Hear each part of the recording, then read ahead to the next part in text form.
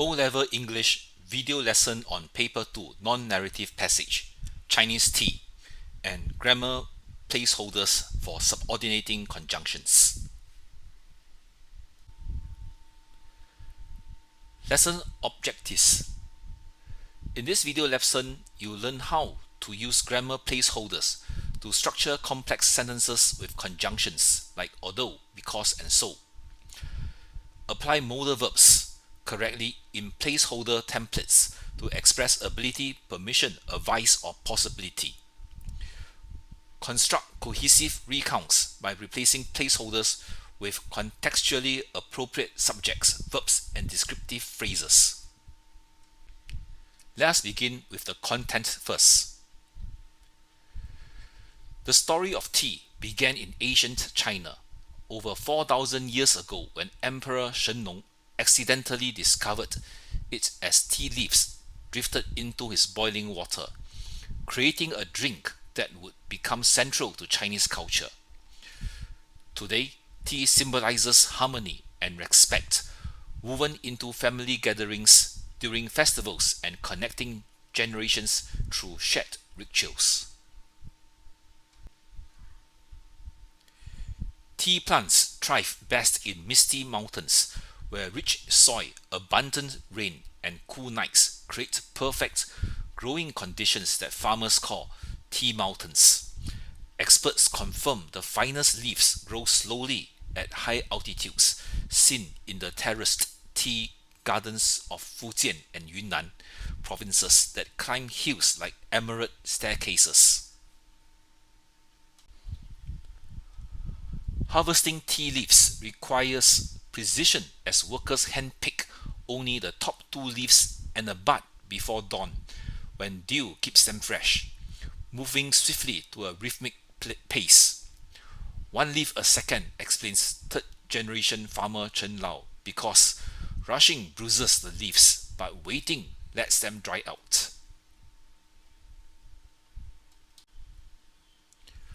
Processing includes the transformation of the dried leaves through wilting on bamboo mats to remove moisture, then rolling to release oils, sometimes even by foot in bamboo barrels.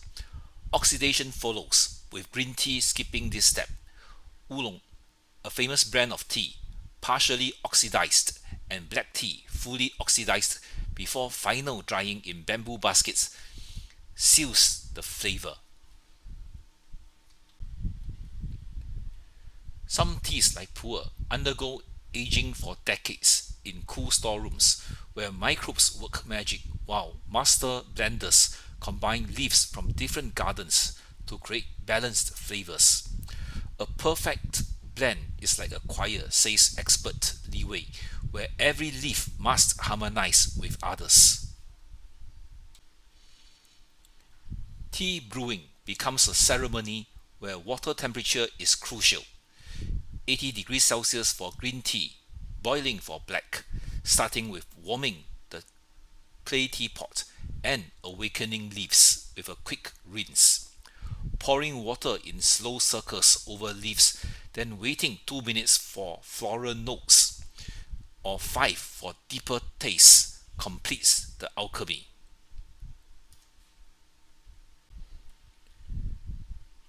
Tea ultimately unites communities, from village elders serving clockwise to honor guests to modern tea houses, buzzing with laughter over steaming cups.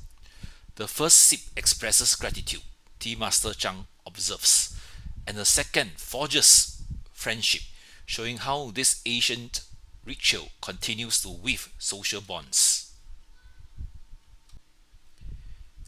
Let us learn what are placeholders. Think of placeholders like recipe slots. The brackets holds spaces for words. When we fill these brackets correctly, we are able to write perfect sentences. Suppose we have this placeholder, although, subject, verb. You see a triple dot, a comma, followed by subject, verb, and the triple dot. These brackets can be filled with words and additional words to form a complete and perfect sentence. For example, although the tea was bitter, comma, she added honey, full stop. The rules of using placeholders are simple. Fill subjects with a person, thing. Example, the tea, or maybe our grandmothers. Fill the verbs with an action. Steamed, sipped. The present tense or past tense in use depends on the context of the passage. And a comma alert. When although starts the sentence, add a comma after the first part. We will come to this later when we learn about independent and dependent clause. The conjunction although can also be used in this manner. Subject verb although subject verbed. For example, he drank it quickly although it scalded his tongue, full stop. Note in this case, no commas are used when although is in the center of the sentence. Why do we use placeholders in our writing? Firstly, placeholders help our sentences to be accurate while letting you express your ideas creatively. Placeholders can work with many grammar functions. First, let us learn about modal verbs with our placeholders as our learning tools. What are modals? Modal verbs are special helpers like can, could that add meaning to verbs. We always use base verbs after a modal verb. What are base verbs? Base verbs are basically the present tense of a verb. For example, the present tense of be. The past tense is was, were, and the past participle been. Begin, began, begun. Break, broke, broken. Let us look at 7 types of modal verbs and their purpose. We use can to express ability of a person or thing. Could can be used to express a polite request or the past ability of something.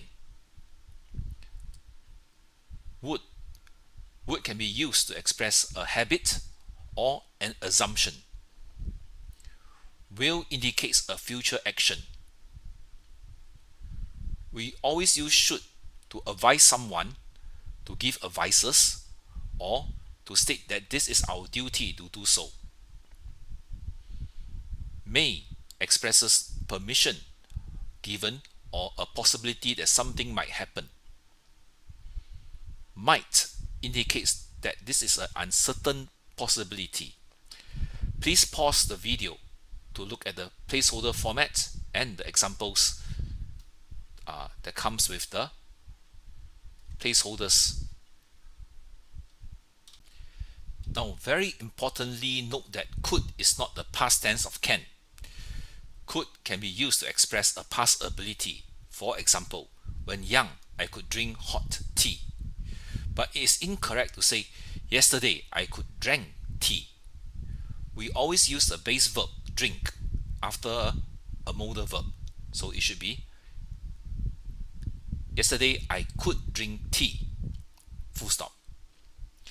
Now what happened when we have a have behind a modal verb? This format is used to indicate past situations.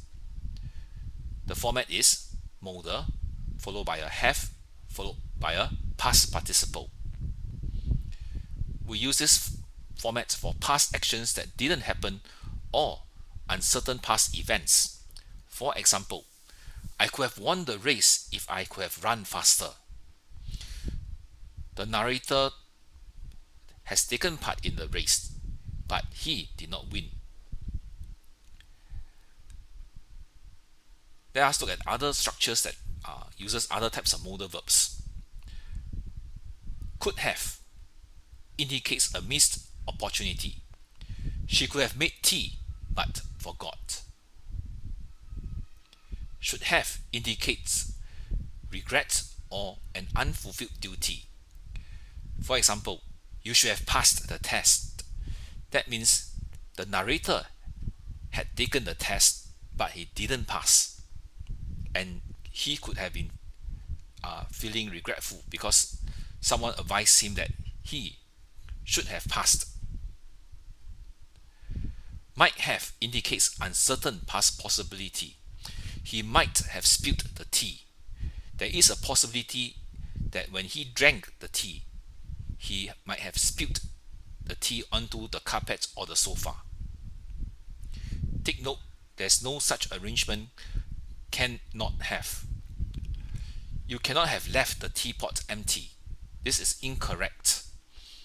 Even though the grammar is correctly written, but we use could for past, so we use could not have for past impossibility. She could not have finished the tea. It was too hot. Now let us turn our learning to subordinating conjunctions. What are they? These are words like although, because, so that, and these words join clauses. Take note, dependent clauses cannot stand alone. So the core concept, an independent clause represents a complete thought that by itself can stand alone. However, a dependent clause is an incomplete thought that needs support. Let's look at this sentence here. Although he was tired, he finished his homework. If we look only at this portion here, he finished his homework, the thought is complete because by itself, we understand that he has completed his homework. So this is the independent clause. On the other hand, although he was tired, this part is the dependent clause because without the support of the independent clause, we do not understand what is the thought of the writer. So the joining rules. We use subordinating conjunctions to connect clauses. And there's a comma use. We place a comma after a dependent clause when it starts the sentence. Like in this case, although he was tired, then we end with the independent clause, he finished his homework, full stop. There are many subordinating conjunctions. Let us look at a few of them. Let us begin with although. There are two types of placeholders format. Although, subject verb, followed by comma, then the independent clause, or the although can be in the center. Although the cup was small, it held enough tea. This example shows the contrast between the size of the cup and the amount of the tea. The next example, he drank it although it was bitter. Usually we do not like bitter things, but he still drank it. Because indicates a reason. The portion before because is the independent clause. The portion after because shows the reason. For example, she smiled because the tea tasted sweet. The reason she is smiling is because the tea tasted sweet. There are three ways to use the word so. Let's begin with the basic so. On the left, before the so is an independent clause. After the so, it shows the result. For example, the tea cooled, so she sipped it. So adjective that. Now this arrangement shows how extreme a degree of a situation is. For example, the tea was so hot that it burnt his tongue. But if I have no adjective between so and that, just so that, it indicates purpose. Before so that is the action that happened. After so that, what is the purpose? And it always accompanied with a modal verb. She boiled water so that she could brew tea. Note, the reason, the purpose of boiling the water is for her to make tea. So it must accompany by a modal verb, could, and the base verb, brew. Take note of the golden rules. Comma, used after a dependent clause at the start. We have covered this in the previous slide. And no comma when conjunctions is in the middle. Now let us learn how these placeholders can help us form a story. Now remember that each subordinating conjunction has its own functionality, although shows contrast. Because shows the reason. So shows the result. So adjective that shows the degree of extremity and the results that follow this situation. I'm going to read the completed passage, and you see how the subject and verb are transformed. Although the sky was dark, I began my climb at 4 a.m. My fingers trembled in the cold, but I started working, although the slope felt steep. We picked only the top buds because the dew kept them fresh. The foreman warned, "Hurry so the leaves don't dry," so we moved like clockwork. The mountain path was so slippery that I nearly fell twice.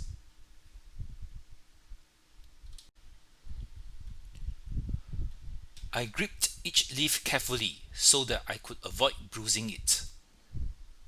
Halfway up, I realized I should have eaten breakfast. My stomach growled loudly.